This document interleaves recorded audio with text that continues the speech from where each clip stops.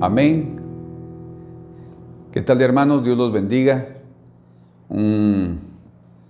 Que hoy sea un día precioso en la presencia del Señor para ustedes, como también para mí, en el momento de poder compartir la preciosa y anhelada palabra del Señor. Oremos para que su aprobación esté en cada palabra, en cada expresión, cada frase, para que nuestros corazones reciban ese toque que necesitamos a través del contenido que vamos a compartir con ustedes.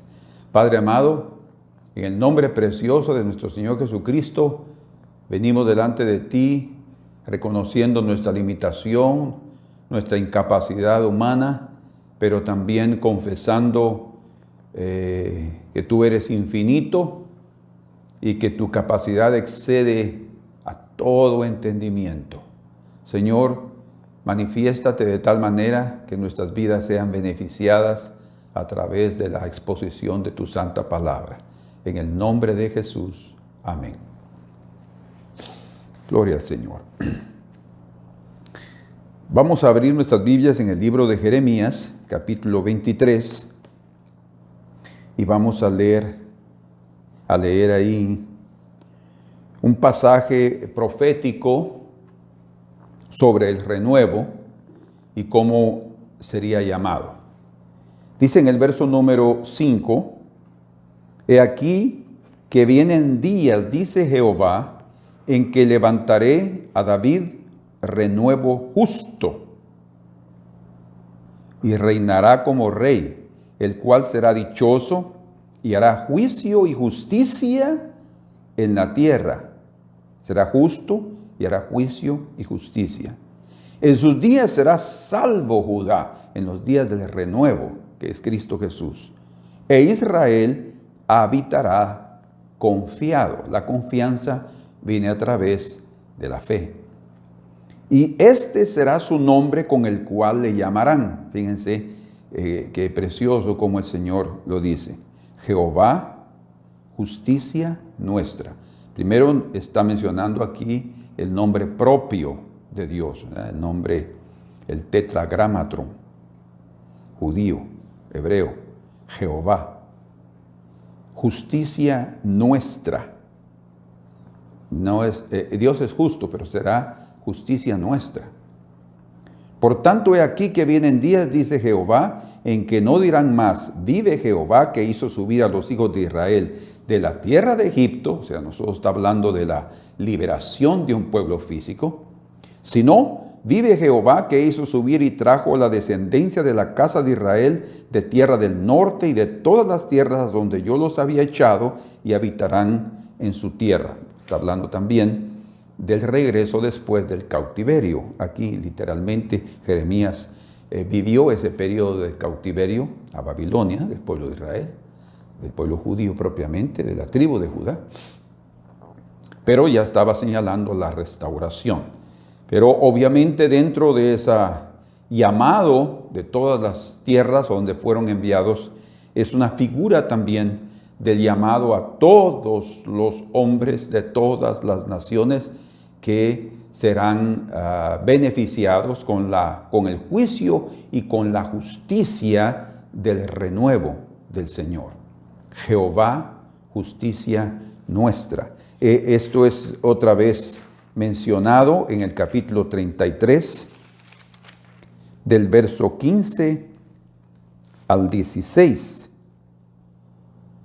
Dice, en aquellos días y en aquel tiempo, está hablando de la restauración y de la prosperidad de Jerusalén, haré brotar a David un renuevo de justicia y hará juicio y justicia en la tierra, y en aquellos días Judá será salvo, Jerusalén habitará segura y se le llamará Jehová, justicia nuestra. o Sidkenu. Bueno, son 2 veces que se menciona esta palabra,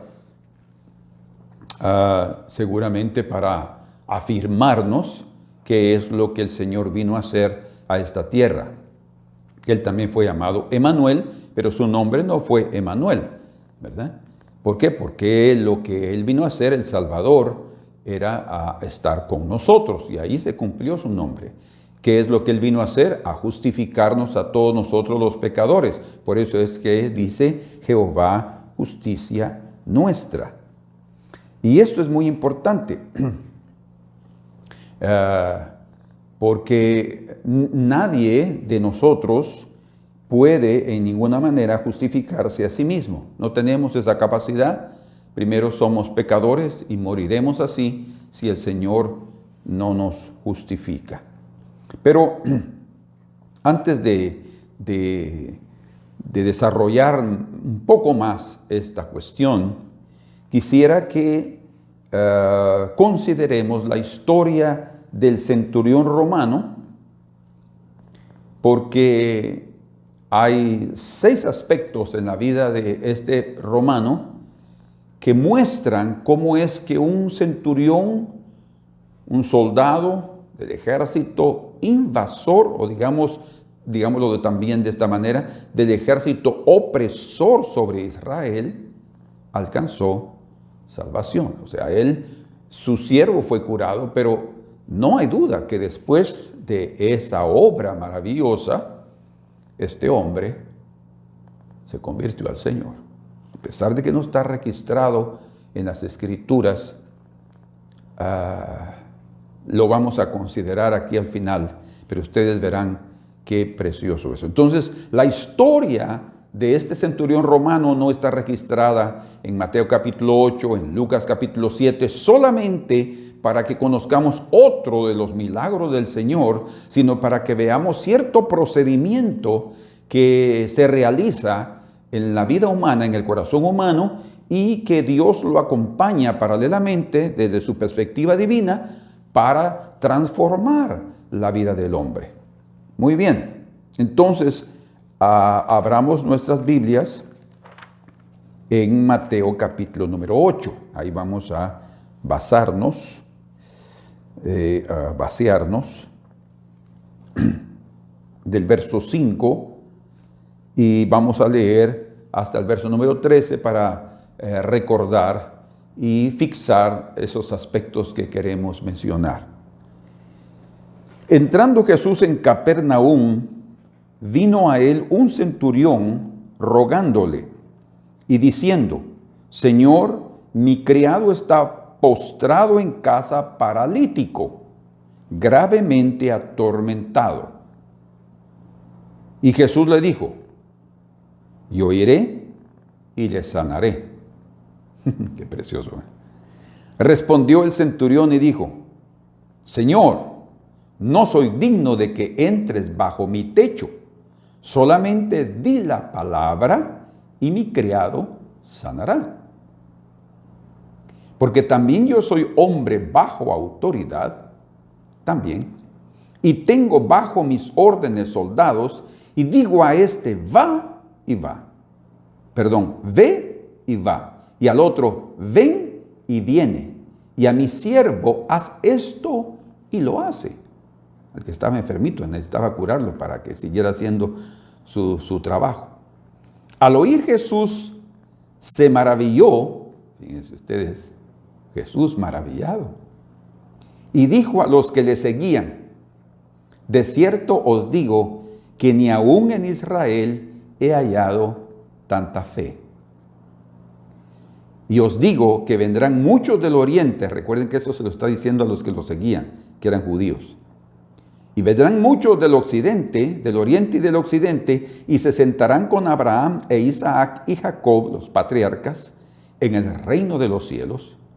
Mas los hijos del reino, los del pueblo físico, serán echados a las tinieblas de afuera por la falta de fe. Allí será el lloro y el crujir de dientes. Entonces Jesús dijo al centurión: debido a la palabra que él había dicho. Solo di tu palabra. Ve, y como creíste, te sea hecho. Y su criado fue sanado en aquella misma hora. O sea, es muy probable que cuando él llegó, según el relato de Mateo, cuando él llegó de regreso a su casa, después de oído esta palabra, su siervo ya estaba curado. O, según el relato de Lucas, que no hay ningún tipo de contradicción, porque dice ahí que él envió un grupo de ancianos para que le hablaran. Él estaba ahí. Él también, en el momento que el Señor dio la palabra, cronológicamente, digamos, había una sincronización, mejor dicho, de tiempo y una superación de espacio. El poder de Cristo se manifestó en aquel siervo y fue curado. Algunos pueden pensar que exista alguna contradicción entre Mateo y el relato de Lucas, al hablar de que él fue personalmente o que envió ancianos, pero la verdad es que haya sido de una o de la otra forma, el mensaje fue transmitido. También cuando dice, hay un versículo en la Escritura donde dice que Pilatos azotó a Jesús, ¿verdad? No significa que él personalmente lo azotó, sino que lo mandó a azotar. O sea, hubieron otros que azotaron al Señor. Entonces hay ciertos versículos que podrían dar la idea de que él mismo lo hizo, o ese versículo específico que menciona. Pero no es eso lo que está dando a entender. Entonces, tanto en Lucas como en Mateo, lo que se está dando a entender es principalmente la palabra que el Señor le dio y la actitud reverente que él tuvo con Jesús. Pero veamos aquí varios aspectos, y yo dije 6, serán 6, para que consideremos la justificación del Señor. Jehová, justicia nuestra. Recuerden esta parte muy, muy importante.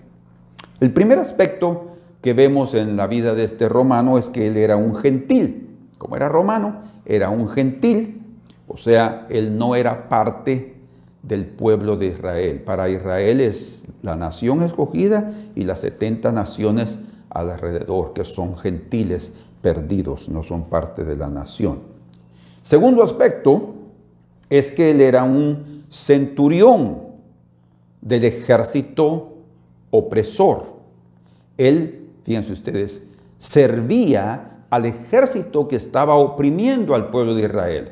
Más específicamente, este centurión servía a Herodes Antipas, o sea, uno de los hijos del Herodes el Grande, que gobernaba la parte de Galilea. Por eso se habla aquí de Capernaum, que era una de las ciudades alrededor y que hasta el día de hoy existe, está en Jerusalén, del lago de Galilea o Genezaret. Entonces, este era un hombre que podríamos decir, podría haber sido indigno, ¿verdad?, de acercarse al Señor para pedir ayuda, porque era de los opresores. Sin embargo, de una forma maravillosa, vamos a verlo, Jesús no le niega la ayuda. Muchas veces nosotros clasificamos a las personas de acuerdo a lo que ellos son o de acuerdo a sus profesiones, si es policía, si es soldado, pero no podemos conocer lo íntimo del corazón, y Jesús sí lo sabe. Por eso es que él no hace acepción de personas. Recuerden que ese Herodes Antipas fue el mismo que mandó a decapitar a Juan el Bautista.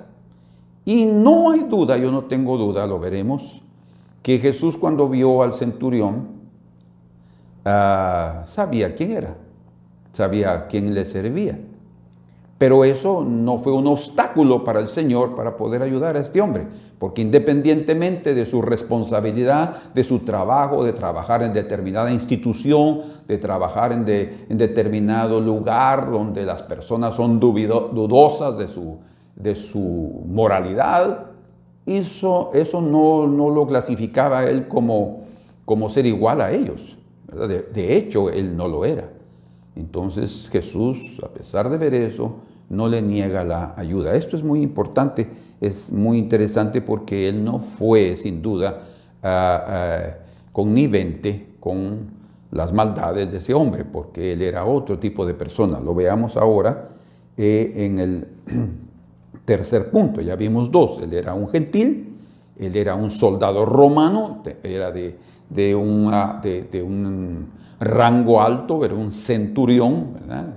De hecho, los centuriones ya tenían recursos financieros bien interesantes. Recuerden que este era un esclavo y tenía recursos hasta para poder ser generoso y dar dinero para la construcción de un templo, de una sinagoga en este caso.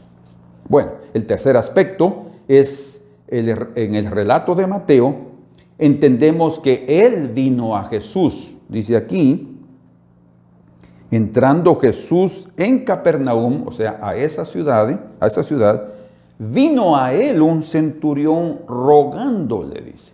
Este aspecto es interesante porque vemos que este hombre, primero pues era un hombre humilde, un hombre que se conocía a sí mismo y manifestaba de una forma clara lo que él era, no lo escondía. Pero era un hombre muy sensible. Por el hecho de ser un hombre humilde, también era un hombre muy sensible debido a que él estaba preocupado por la salud y hasta preocupado de que pudiera perder a este joven esclavo. Según Lucas era un joven. Y según lo que vemos aquí en Lucas también capítulo número 7, dice, verso 2, y el siervo de un centurión a quien éste quería mucho, o sea, amaba a ese siervo. Entonces, es que él no era simplemente un hombre que tenía esclavos y los trataba como cosas o animales, sino tenía un aprecio y el amor para con este siervo debe haber sido un siervo fiel, trabajador. Era tan especial que eso lo motivó a acercarse a Jesús.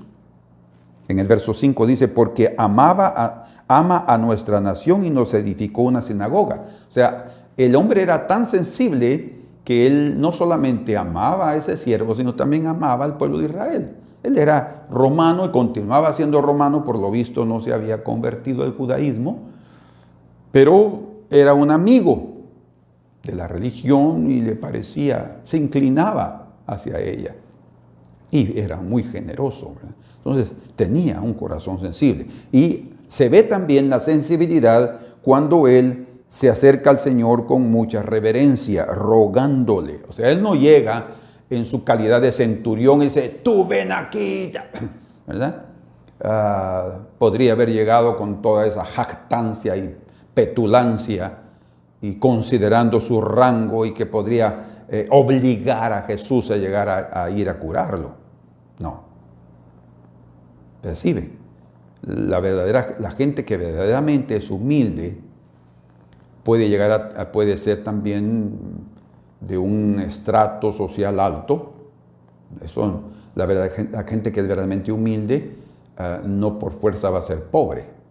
La gente que es verdaderamente humilde es aquella que es humilde en su corazón. O sea, ve a los demás también con respeto y con consideración, independientemente de su rango, de su estatus social o de su posición económica.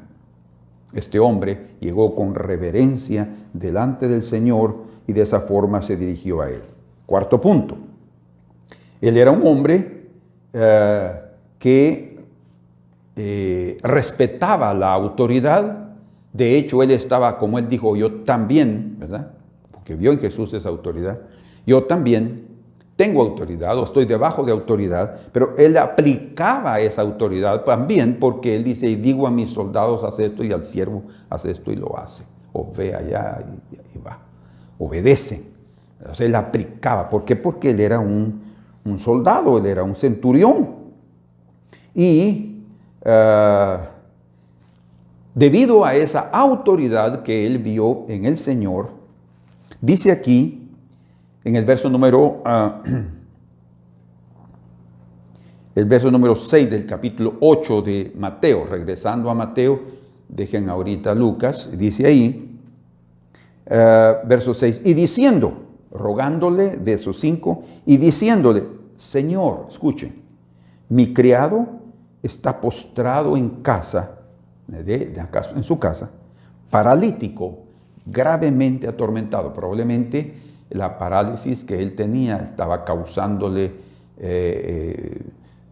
hasta falta de respiración, tal vez era una parálisis todo su organismo, no propiamente en el cuerpo, pero gravemente atormentado. Si no era simplemente que estar como un vegetal, sino él estaba sufriendo, gravemente atormentado.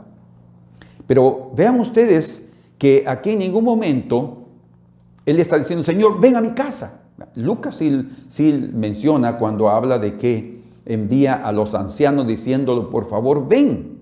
Pero luego el mensaje que le envía a través de sus amigos, dice, vean ustedes qué interesante, está dando a entender un círculo más íntimo, no tanto de los ancianos que eran amigos de él, sino un círculo más íntimo, diciendo, no soy digno que vengas a mi casa. ¿Verdad? O sea, sí encaja en eso el relato de los dos evangelistas, en el sentido de su humildad. Pero aquí lo que quiero resaltar en ese verso 6 es que él no, según Mateo, él no le dijo que viniera a su casa, ¿verdad? Sino que dejó en Jesús la decisión si él iba o no. Él le contó su necesidad, él le relató su grave situación, que no era de él. En parte sí, obviamente era de él, era su criado. Pero podría él haber dicho, compro otro. No, él quería conservar la vida de ese muchacho. Entonces, él dejó en la discreción de Jesús qué hacer. Y esto aquí revela confianza, mucha confianza.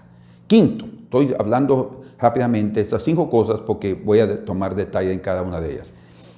Después de oír que Jesús iría con él, fíjense, esto es precioso porque entonces inmediatamente Jesús, independientemente de que era un soldado romano del ejército opresor e invasor de la tierra de Israel y servidor del Herodes, que probablemente Jesús ya sabía los detalles de lo que él haría o ya había hecho con Juan el Bautista, no se negó y le dice, yo iré y le sanaré. O sea, él está diciendo, voy a ir a tu casa. Esto es interesantísimo.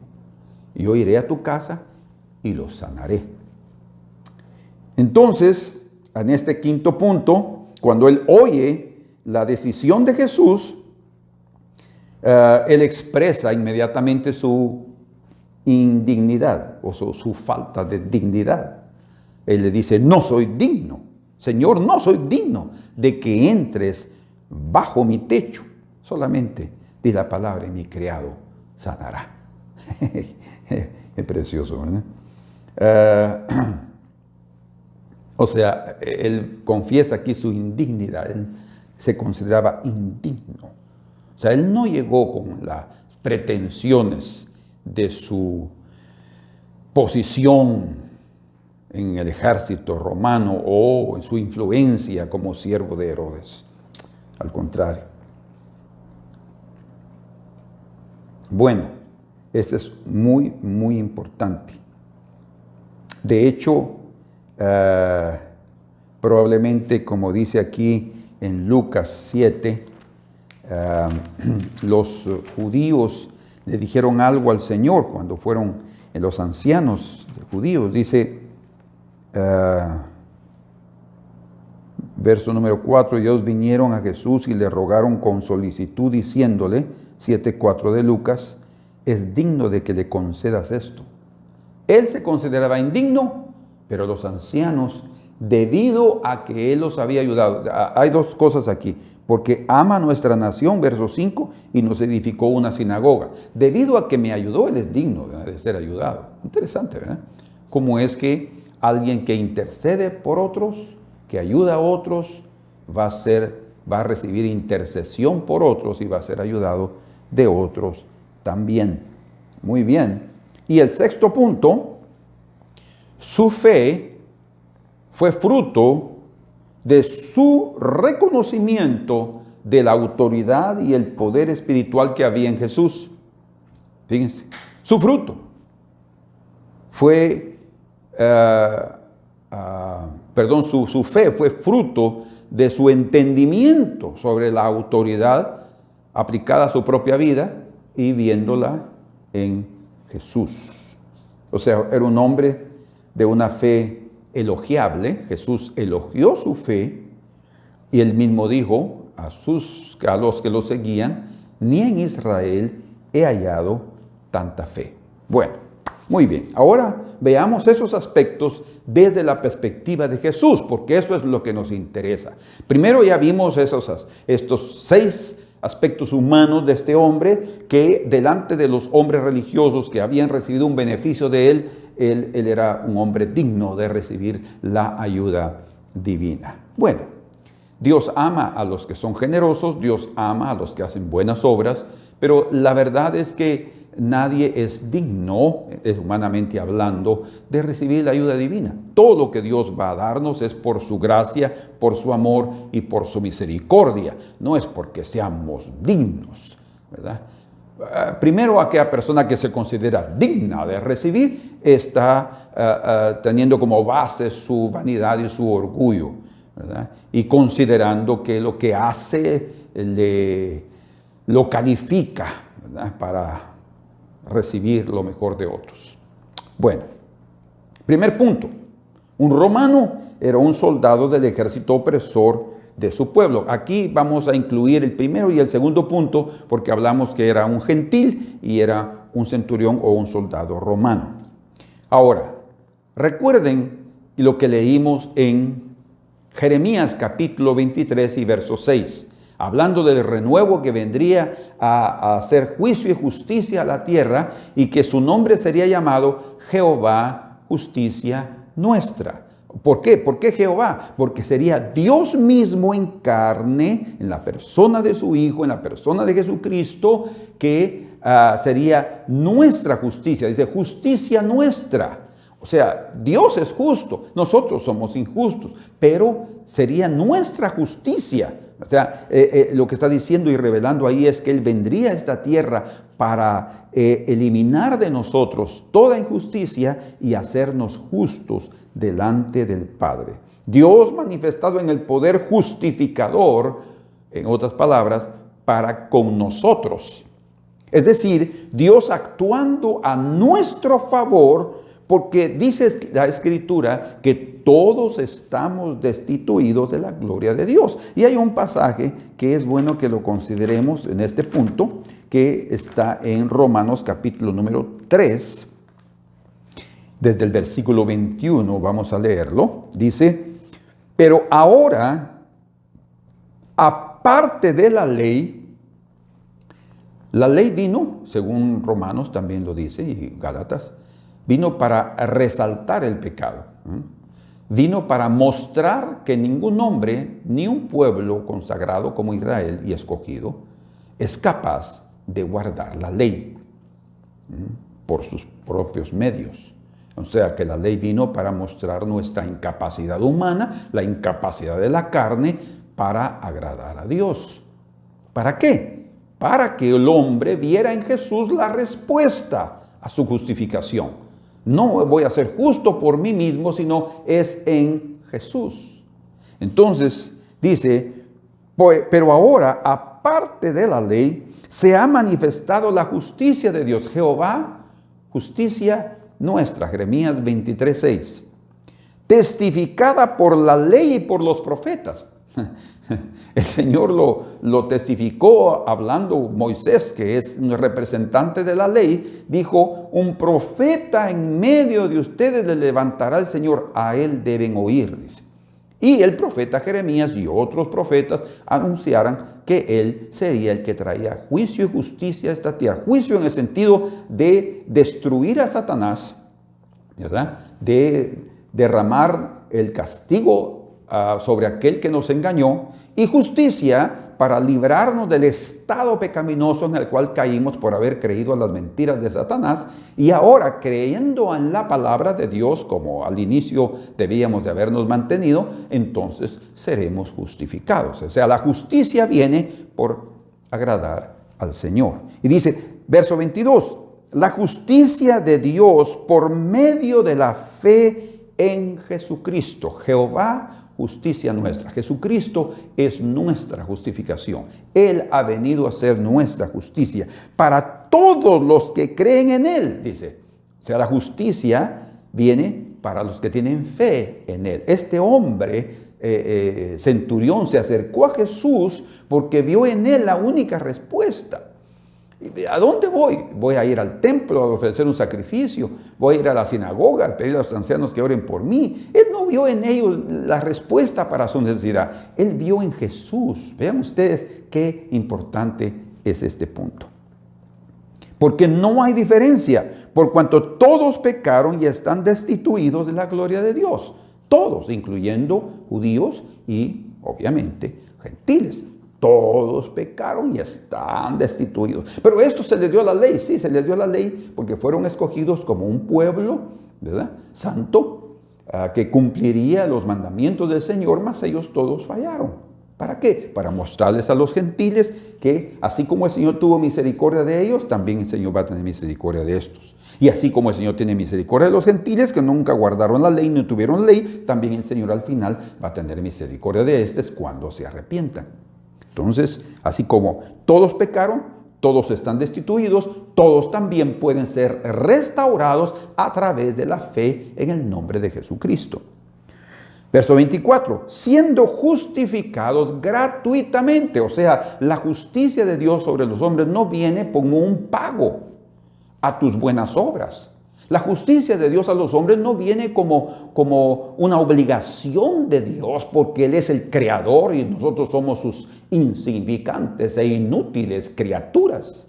No, viene como una gracia. Por eso dice gratuitamente, porque es por gracia que Él nos justifica. Cuando dice por gracia es porque en nosotros existe la incapacidad de redimirnos o de justificarnos a nosotros mismos. Nadie puede justificarse por sus actos, ¿verdad? Ni nuestra propia conciencia podría justificarnos, porque creo que 1, 2, 3, 4, 5, 20 o 100 aspectos tendría ella para mostrar de que hemos fallado en algunas cosas, o en muchas. Siendo justificados gratuitamente por su gracia, mediante la redención que es en Cristo Jesús. La redención, redimir. ¿Qué significa la redención? Es el pago, ¿verdad? No fue cuando dice gratuitamente no significa que nada le costó a Dios. A nosotros no, pero a Dios sí, porque le costó la vida de su Hijo. La redención, cuando está habla de la redención, está hablando de un pago. Se redime a alguien pagando el precio. Y fue lo que Jesús hizo. Fuimos justificados por fuimos perdonados por nuestros pecados a través de su muerte y justificados por su resurrección. O sea, la obra completa de la redención es a través de haberse hecho hombre, entender nuestra estructura, morir por nosotros para el perdón y resucitar para nuestra justificación, o sea, para enderezarnos. Pero esa justificación fue gratuita. Sin embargo, se pagó un gran precio. A quien Dios, dice Cristo, Dios a Cristo puso como propiciación por medio de la fe en su sangre. Otra vez aquí la propiciación está hablando del lugar santísimo, del propiciatorio, o sea, lo que es la tampa, de la tapadera de misericordia sobre el arca, donde están las leyes. Ahí lo que cumple la ley es la misericordia de Dios. Y la sangre que se vertía ahí, que fue la sangre de Cristo que llegó en el propiciatorio celestial, no en el terreno. Porque si Cristo entró en el terreno, no vale nada. Es en el celestial, en el verdadero templo, porque esto es figura. Cuando el velo del templo se rasgó en dos, de arriba para abajo, es porque estaba diciendo que primero se rasgó el velo allá. O sea, la entrada al lugar santísimo fue abierta. La puerta fue abierta para que nosotros entráramos gratuitamente por la justificación de la fe en su sangre, para manifestar su justicia, Jehová, justicia nuestra, a causa de haber pasado por alto. Fíjense ustedes, Él nos justificó, pasó por alto, como dice, está bien, aquí no hay más pecados, porque desde ahora en adelante han sido perdonados por la obra de mi Hijo, en su paciencia los pecados pasados. Nosotros hemos cometido tantas cosas. Nuestro pasado nos declara, nuestro pasado nos condena, nuestro pasado evidencia quiénes somos. No podemos esconder el pasado. De hecho, ni podemos mover el pasado o tratar de cambiar algo del pasado. Pasó. Golpe dado, no hay quite. Sin embargo, dice que en su paciencia pasó por alto esos pecados por la sangre de Cristo, y así nos justifica y deja a un lado todo el pasado y nos da un presente continuo de justificación y pureza. 26, con la mira, el objetivo de Dios era manifestar en este tiempo su justicia, Jehová, justicia nuestra, a fin de que Él sea el justo, porque el renuevo vendría para hacer juicio y justicia, y el que justifica al que es de la fe de Jesús. ¿Dónde pues está la jactancia? Queda excluida. ¿Por cuál ley? ¿Por la ley de las obras? No, sino por la ley de la fe. Entonces la fe también establece una ley. ¿Cuál es la ley? La ley de la justificación. Somos justificados, somos declarados justos por la obra de nuestro Señor Jesucristo. Entonces, primeramente a los judíos, pero también a todo gentil que se acerca a Él, al único que puede librarnos, al único que puede justificarnos, reconociendo su indignidad, su condición indigna. Somos indignos, cada uno de nosotros, no importa, Israel o los gentiles, somos indignos del Mesías, de ese santo renuevo, justo, piadoso, misericordioso. El propio Señor en medio de nosotros. Somos indignos debido a nuestro pecado. Sin embargo, como dice también el Señor a través del apóstol Pablo en Hechos capítulo 17, verso 26, Él les dijo, hablando a los atenienses, creo que fue, les dijo ahí, de una sangre ha hecho todo el linaje de los hombres. O sea, lo que está dando a entender no es que no existan tipos diferentes de sangre. Él no está ignorando eso. De hecho, tal vez en aquella época no se tenía ese conocimiento.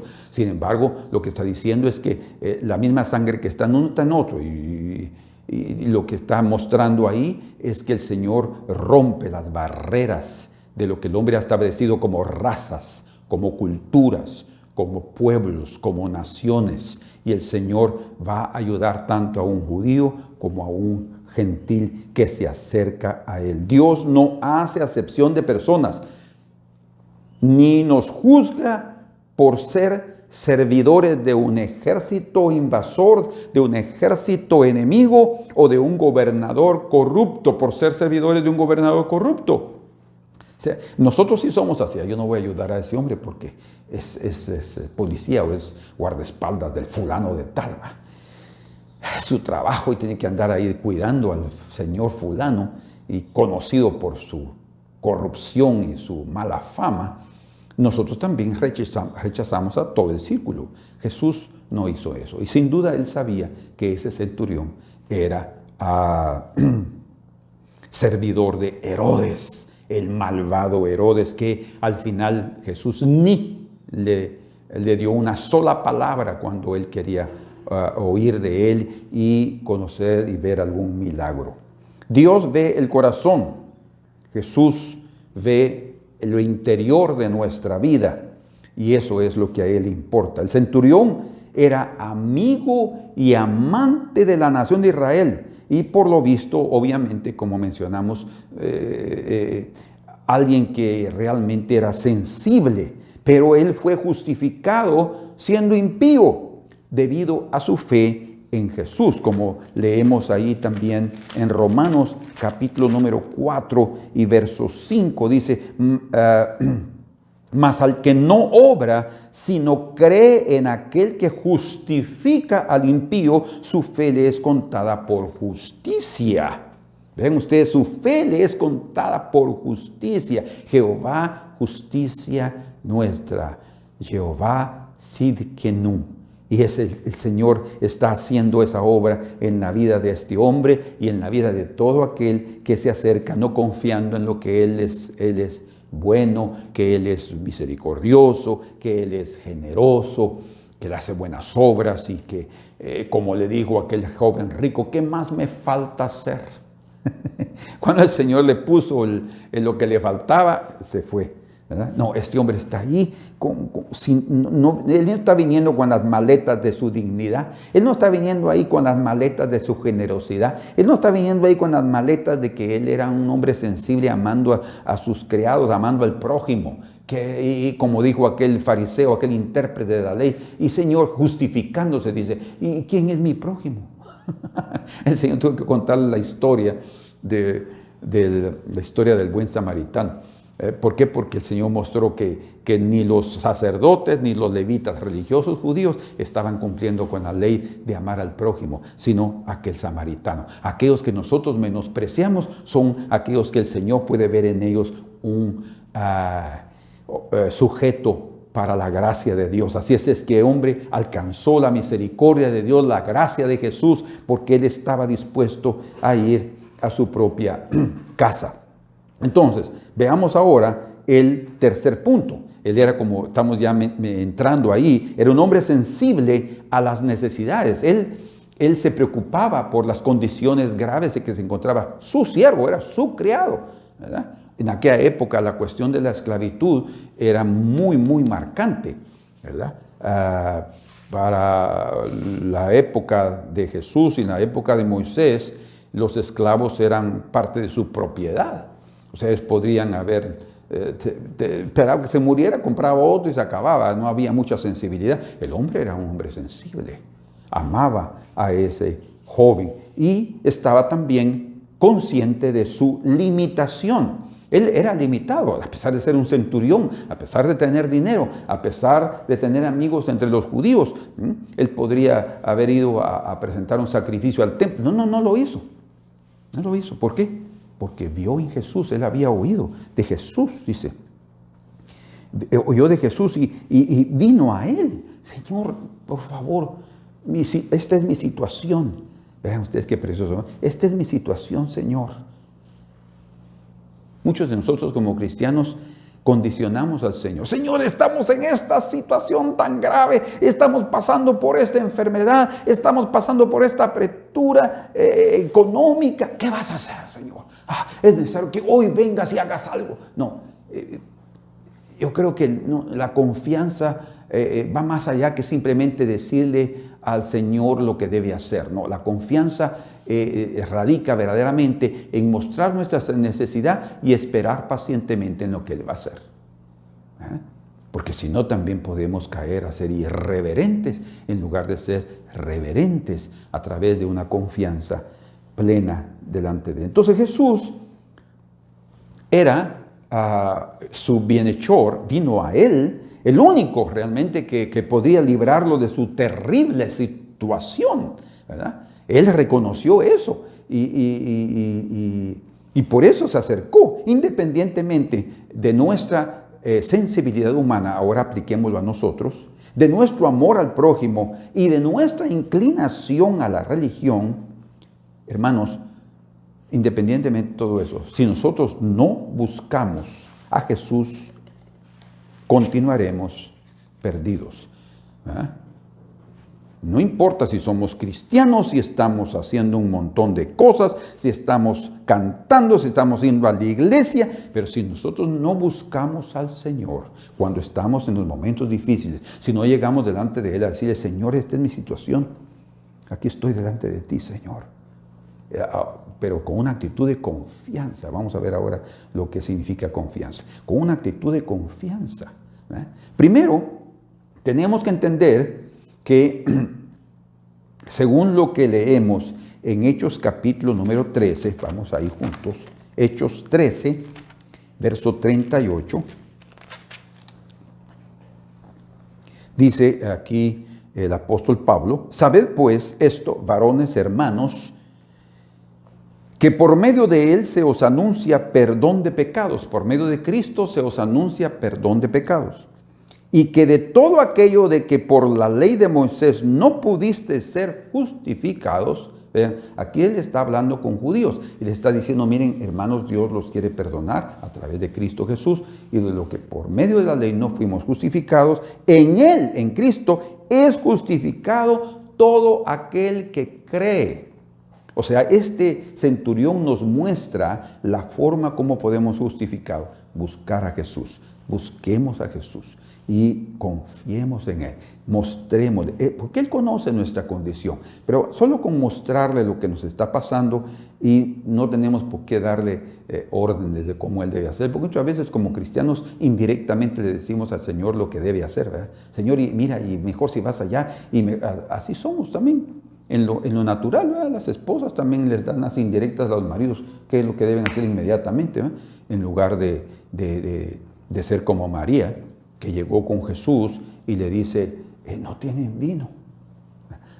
O sea, no llegó a decirle: hijo, convierte el agua en vino, haz algo ahí, o manda a tus discípulos a comprar vino. No llegó con esas órdenes, simplemente le dijo: no tienen vino. ¿Qué tengo contigo, mujer? No ha llegado mi hora, le dijo él a María, ¿va? Entonces ella sabiamente, solo eso le dijo, y en confianza va con los siervos y les dice: hagan todo lo que Él les diga. Qué precioso el conocimiento de María, qué confianza en Jesús, qué sabiduría, ¿verdad? Y Jesús lo hizo, no porque fue forzado, sino solo supo la necesidad y Él suple. Hermanos, nosotros tenemos que aprender a realmente confiar en el Señor. Por eso es que les dice aquí, leamos: y que todo aquello que por la ley de Moisés no pudiste ser justificados, en él es justificado todo aquel que cree. Mirad pues que no venga sobre vosotros lo que está escrito en los profetas. Mirad, oh menospreciadores, y asombraos y desapareced, porque yo hago una obra en nuestros días, obra que no creeréis si alguien os la contare. Cuando salieron ellos de la sinagoga de los judíos, los gentiles le rogaron que el siguiente día de reposo les hablase de estas cosas. O sea, Pablo está hablando a los judíos y les está diciendo: miren, la justificación viene por Jesús, pero si ustedes no van a aceptarlo, van a ser menospreciadores de esta oportunidad. Cuando él sale, los gentiles dicen: háblanos de estas cosas. ¿Se dan cuenta ustedes cómo es que aquí encontramos a un centurión, a un gentil en medio de un pueblo de Israel, y el Señor diciendo: no he hallado tanta fe ni en Israel como en este hombre, en un gentil? ¿Por qué? Porque delante del Señor, como les dijo a través de, también hablando de Juan el Bautista y todo, Él les dijo: las rameras, las prostitutas van delante de vosotros, dice, de los religiosos. ¿Por qué? Porque ellos sí creyeron en el mensaje de Juan el Bautista y se arrepintieron. Pero vosotros siempre estáis ahí justificándose y considerándose muy importantes y justos, y ahí están siempre rechazando la verdad y no reciben el beneficio de la justificación. Jehová, justicia nuestra. Muy bien, entonces ya leímos lo importante: es Cristo es el que nos justifica a todo aquel que cree. Cuarto punto: Él le contó a Jesús la situación y, como ya vimos, le dejó en él, en Jesús, la decisión de hacer lo que él quisiera. No le dio órdenes. Y este es un ejemplo total y claro de una completa confianza. Y cuando nosotros hacemos lo mismo, cuando confiamos en el Señor, cuando tomamos esa postura de espera reverente, cuando ahí estamos realmente manifestando confianza, tengan la seguridad que no seremos avergonzados. El Señor va a decir: yo iré y le sanaré, yo voy. O sea, ¿por qué? Porque esto revela la disposición que existe en el corazón de Jesús para tratar con nuestras necesidades. Hay una disposición nata, una disposición inherente, es parte de su ser ayudar, y no necesitamos llegar ahí para presionar y decirle: Señor, haz esto. No, ahí está. Independientemente, no estamos hablando de dejar de ser perseverantes en la oración. No, estamos hablando de ser molestos en el sentido de tener que ser impacientes, pues. ¿Verdad? Lo que el Señor está esperando es que seamos pacientes, porque Él puede demorar un poco en la respuesta. Presentemos y esperemos confiadamente. El Señor se convierte en nuestra justicia cuando nosotros somos pacientes en esperar. Exactamente como leemos en el Salmo 40. En el Salmo 40, verso 1 al 5, leemos de esta manera. Pacientemente esperé a Jehová, y se inclinó a mí y oyó mi clamor.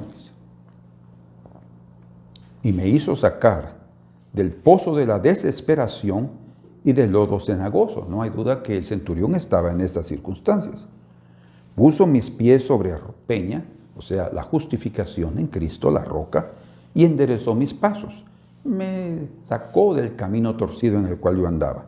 Puso luego en mi boca cántico nuevo, alabanza a nuestro Dios. Verán esto muchos y temerán. ¿Y qué dice? Y confiarán en Jehová. Porque eso es realmente la verdadera fe. Es una confianza plena en que Él va a hacer lo que Él quiere hacer.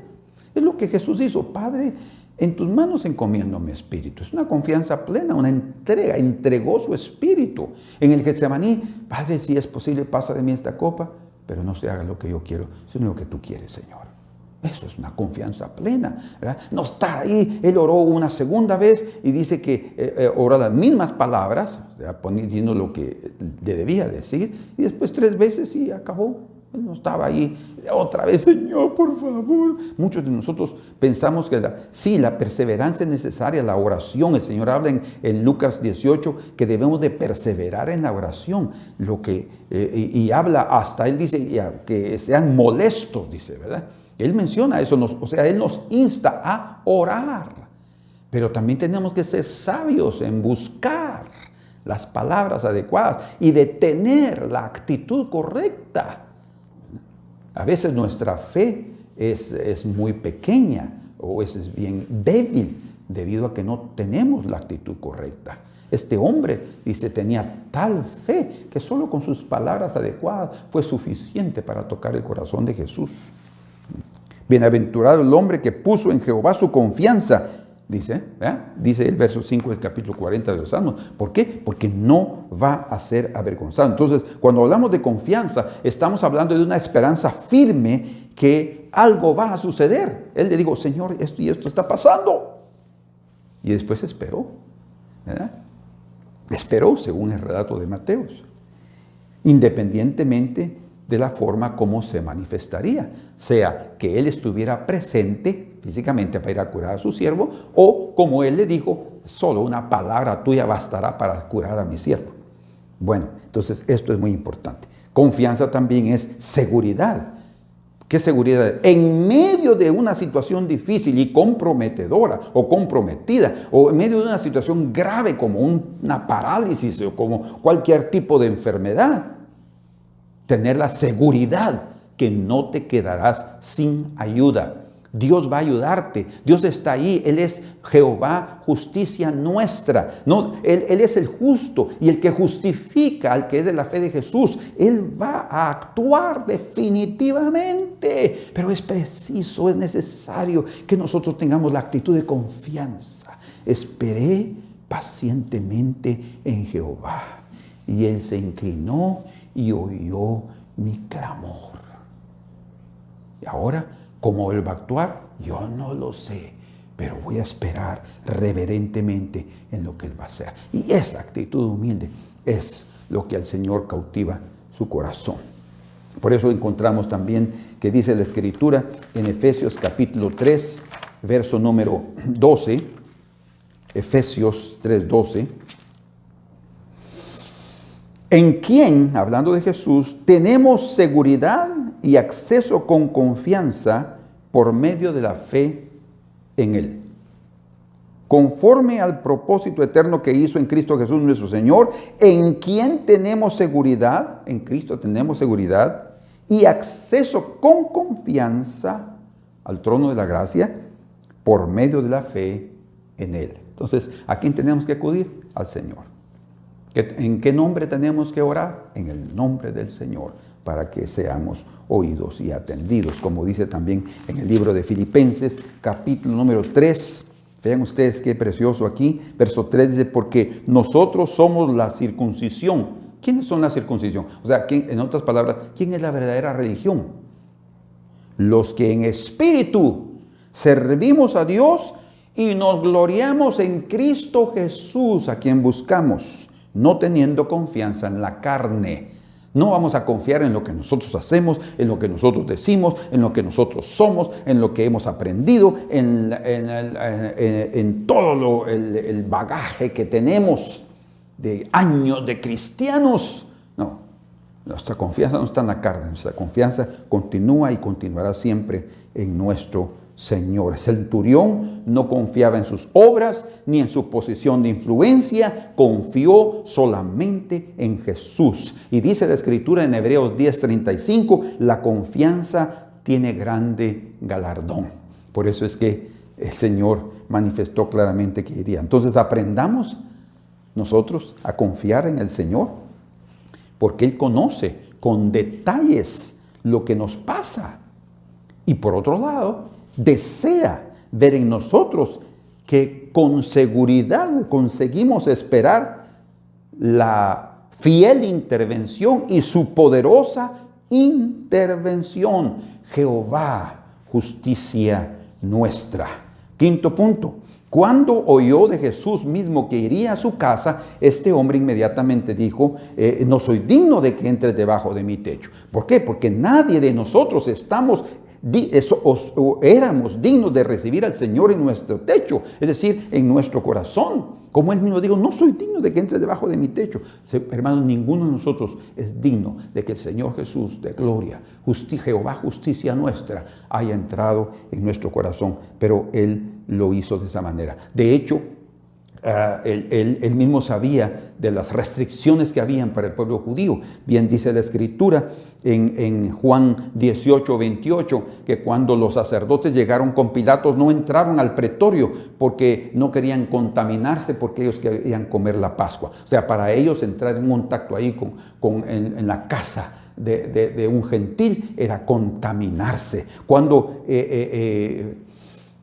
Pedro fue llamado a predicarle a Cornelio, él llegó ahí pero con una lucha tremenda. El Señor tuvo que convencerlo, ustedes saben, por medio del Espíritu Santo y la visión que le dio, que se manifestó a él 3 veces. Entonces él llegó convencido de que era el Señor, pero ahí en Hechos 10:28 él les dice, vosotros sabéis cómo es de abominable para un judío entrar a tener comunión con un gentil, o sea, lo que él estaba haciendo ahí. Vean ustedes la situación difícil que había entre ellos. Y en Hechos 11, versos 2 y 3, después de haber estado con Cornelio, los propios ancianos de Jerusalén y los líderes del pueblo de la iglesia le pidieron información a Pedro de cómo había entrado a comer con un gentil o con los gentiles. Entonces Pedro les explicó y entonces ellos ya se quedaron tranquilos. Miren, en aquella época, estamos hablando ya del movimiento de la iglesia, cuando Jesús le dijo al centurión, yo iré y le sanaré, él estaba dispuesto a ir a aquel lugar, a su casa, a la casa de un gentil, en los días cuando los judíos rechazaban por completo. ¿Saben por qué? Porque él no se contaminaría. Primer punto. Jesús no se contaminaría. Es más, Él había venido a esta tierra para librarnos de la contaminación del pecado. Por eso es que Él está dispuesto a entrar a nuestra casa indigna para convertirla en digna. Si estamos dispuestos a ver nuestra indignidad, el Señor está dispuesto a hacerte digno con su santa presencia. Jeremías 23:6, Jehová, justicia nuestra, como dice también en primera de Juan 1, 8 y 9. Si decimos que no tenemos pecado, somos mentirosos y lo hacemos a Él también mentiroso, dice. Pero si reconocemos que somos pecadores y confesamos nuestros pecados, Él es fiel y justo, justicia nuestra, para perdonarnos de toda maldad y limpiarnos de toda iniquidad, de todo pecado. Para eso Él ha venido. Entonces quiere decir que la actitud correcta que debe haber en nuestros corazones es la misma que tuvo el centurión, de humildad. De hecho, dice el Señor, nos enseña en Lucas capítulo 21, verso 36, dice ahí que debemos de orar y de vigilar para ser tenidos por dignos de no participar de estas cosas. Vean ustedes qué interesante el comentario de Jesús, Lucas 21, 36. Vigilen para ser considerados dignos, dice. Quiere decir que nosotros no debemos de considerarnos dignos de no participar de los juicios, y sí participar de todo y del arrebatamiento y de estar en los cielos. No, hermanos, la dignidad viene de Jesús. La verdadera y correcta actitud es la humildad. O sea, nosotros necesitamos confiar en el Señor. Bien dice en Efesios capítulo 1, ya estoy para terminar. Efesios 1:6 es famoso, pero el verso 5 es importante. En amor, habiéndonos predestinado para ser adoptados hijos suyos por medio de Jesucristo, según el puro afecto de su voluntad. El puro afecto de su voluntad. O sea, fue decisión de Él, fue iniciativa de Él, fue el anhelo de su corazón, para alabanza de la gloria de su gracia, con la cual nos hizo aceptos en el amado. Somos aceptos en el amado por el puro aprecio de su voluntad. Si nosotros lo vemos de esa manera también, vemos que somos indignos, sí, evidentemente, pero tenemos que confiar en la gracia, en la justicia de Él, que nos hace dignos debido a su autoridad y a su presencia. Por último, toda autoridad y poder del cielo vio ese centurión manifestados en Jesús. Esa revelación de la autoridad y del poder en Cristo fue prácticamente la fuente de su fe, de esa fe firme y de esa fe de calidad que ni en Israel era encontrada. Entonces, como dice la Escritura, que Jesús enseñaba con autoridad divina. En Mateo 7:29 dice que Él enseña con autoridad y no como los escribas y fariseos. No tenían la autoridad de Dios, o sea, no eran enviados. Aquel que es enviado tiene la autoridad de Dios. Sin embargo, los líderes religiosos, a pesar de ver en Él esa autoridad, no se rindieron a esa autoridad. El centurión sí vio la autoridad, por eso le dijo: no, Señor, da solo tu palabra, porque yo también soy puesto debajo de autoridad.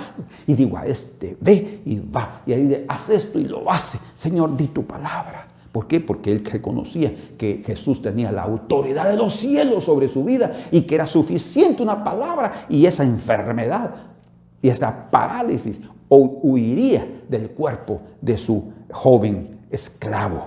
Entonces es precioso ver esta parte aquí tan relevante, tan importante, ¿verdad? Porque esa fue la fuente de su fe, el ver en Jesús esa autoridad. Pero los líderes religiosos no, dice en Mateo 21:23, que cuando él limpió el templo la segunda vez, le dijeron: ¿con qué autoridad haces esto? ¿Y quién te dio esa autoridad? Imagínense. ¿Con qué autoridad y quién te la dio? ¿De dónde venía esa autoridad? De los cielos. Pero ellos no estaban dispuestos a reconocerla. Por eso es que les dijo: si ustedes no me dicen de qué autoridad o si del ministerio de Juan venía de los cielos, si ustedes no me dicen cómo es realmente, yo no les digo de dónde vino esa autoridad y quién me dio esa autoridad. Y realmente no quisieron responder. Entonces, la falta de fe en esos líderes religiosos y en muchos del pueblo fue porque ellos no vieron en Jesús la autoridad que este centurión sí vio. La autoridad de los cielos sobre su vida. Nosotros tenemos que aprender, hermanos amados, la verdadera fe que justifica al pecador no es fruto de la religión, no es fruto de las buenas obras, sino de ver en Cristo, el enviado de Dios, la justicia de Dios, Jehová, justicia nuestra, con esa autoridad y ese poder para justificarnos y librarnos de todo mal.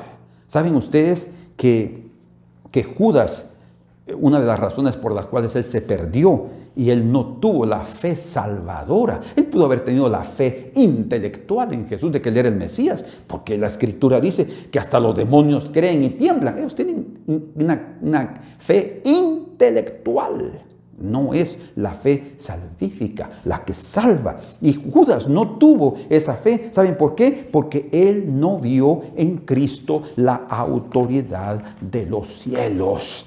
¿Cómo se los demuestro? Aquí el mismo Jesús lo dijo en Juan capítulo 19, versículo 10.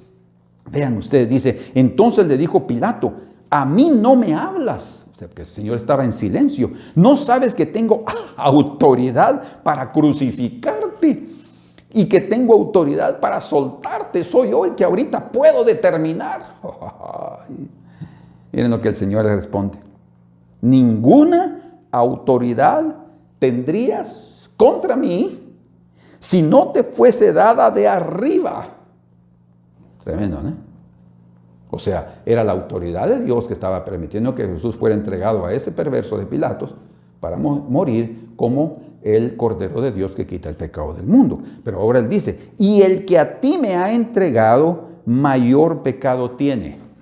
No solo refiriéndose a los ancianos que lo habían entregado, sino también a Judas. ¿Por qué? Porque ellos no vieron, ni los líderes, ni Judas, la autoridad y el poder que tenía Jesús, que venía directamente de los cielos. Así es que, como dice en 1 Corintios, capítulo 1 y versículo 26, pues mirad, hermanos, vuestra vocación, llamamiento, que no sois muchos sabios, según la carne, ni muchos poderosos, ni muchos nobles, sino que lo necio del mundo escogió Dios para avergonzar a los sabios, y lo débil del mundo escogió Dios para avergonzar a lo fuerte, y lo vil del mundo y lo menospreciado escogió Dios, y lo que no es para deshacer lo que es, a fin de que nadie se jacte en su presencia, mas por él estáis vosotros en Cristo Jesús, el cual nos ha sido hecho por Dios sabiduría,